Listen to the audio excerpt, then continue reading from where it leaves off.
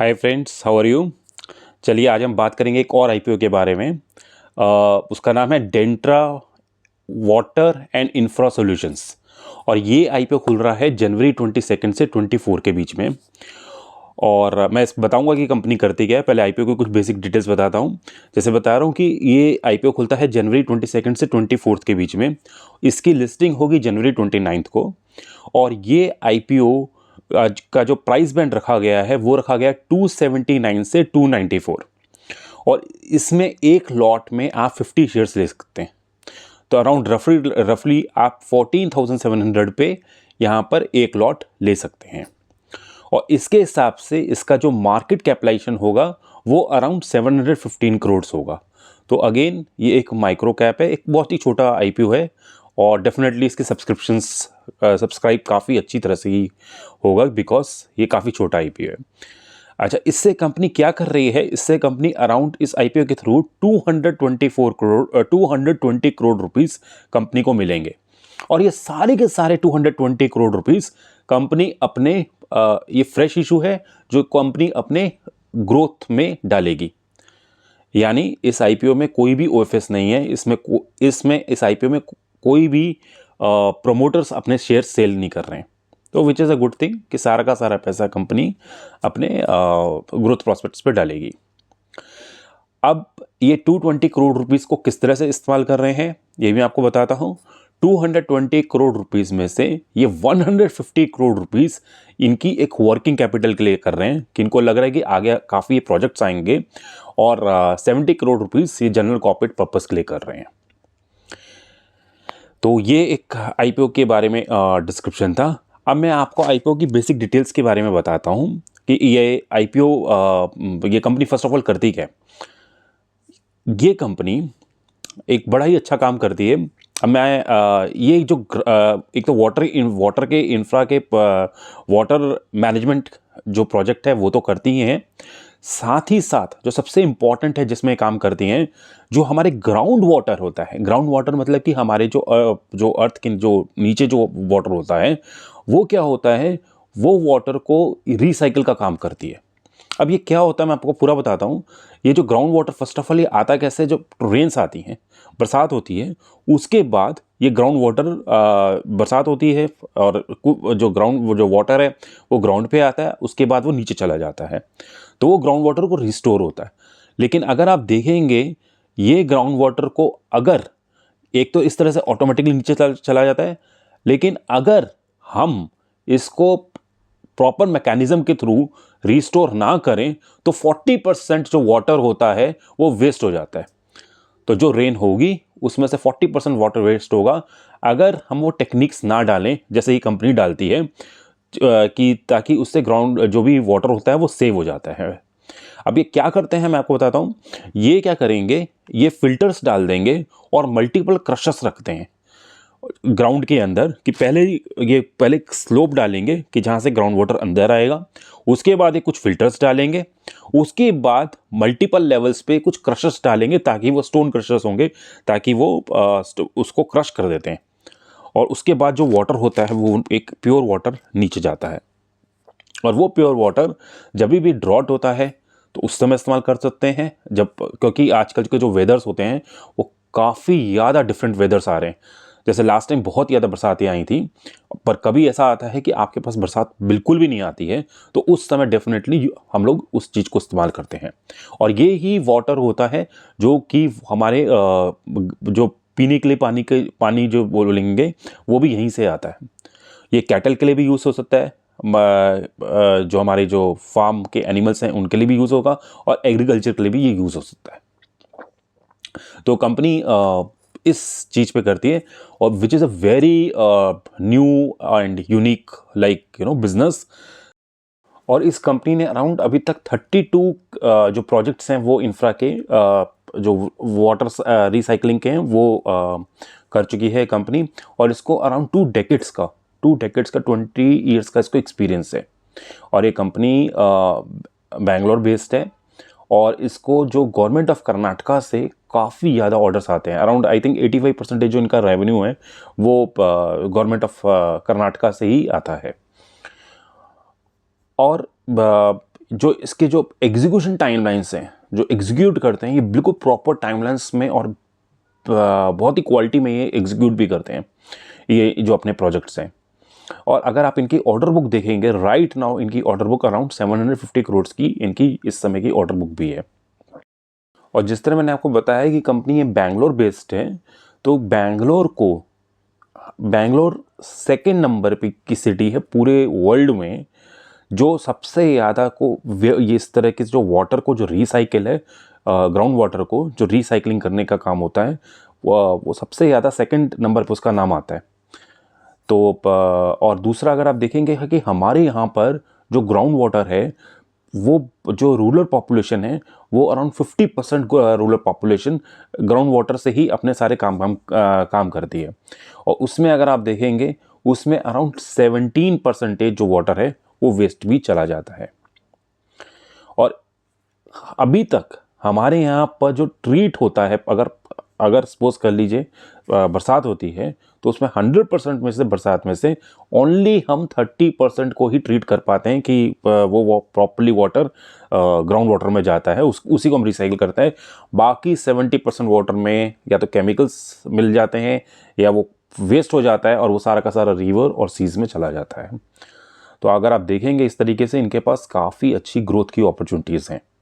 और around 3 to 4 crore people in India, उनको water borne disease होते हैं।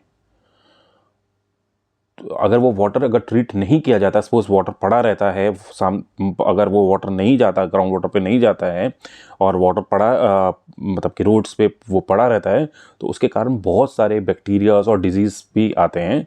और फिर उसके वो भी एक रीज़न है कि इसकी ग्रोथ के लिए कि गवर्नमेंट चाहेगी कि उस वाटर को ये प्रॉपरली ट्रीट करें या उस चीज़ को वो प्रॉपरली वेस्ट में भेज दें। और चलिए अब बात करते हैं कि फाइनेंशियल्स के ऊपर।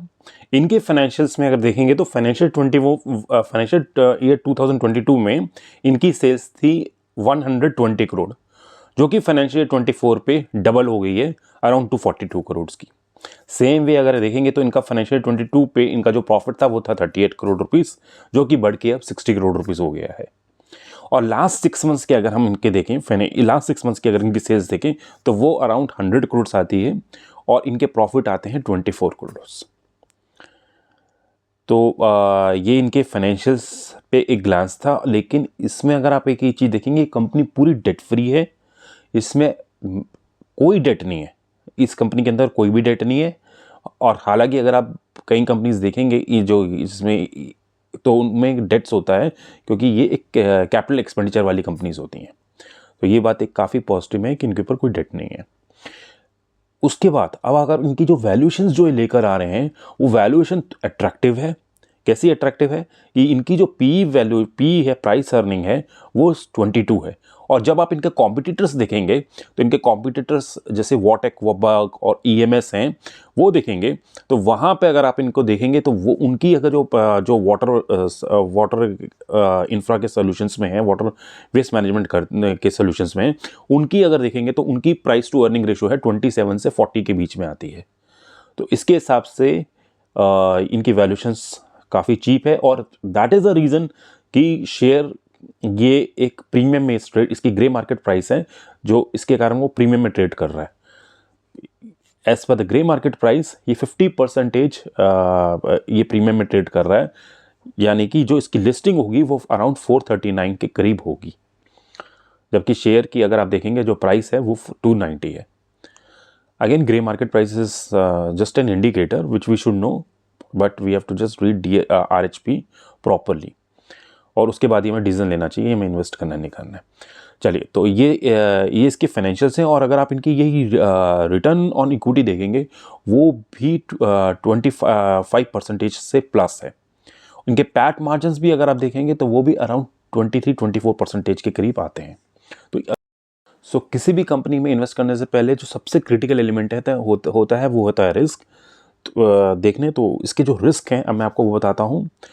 इसका जो सबसे बड़ा रिस्क जो मुझे दिखाई दिया वो तो कॉर्पोरेट गवर्नेंस का ही है।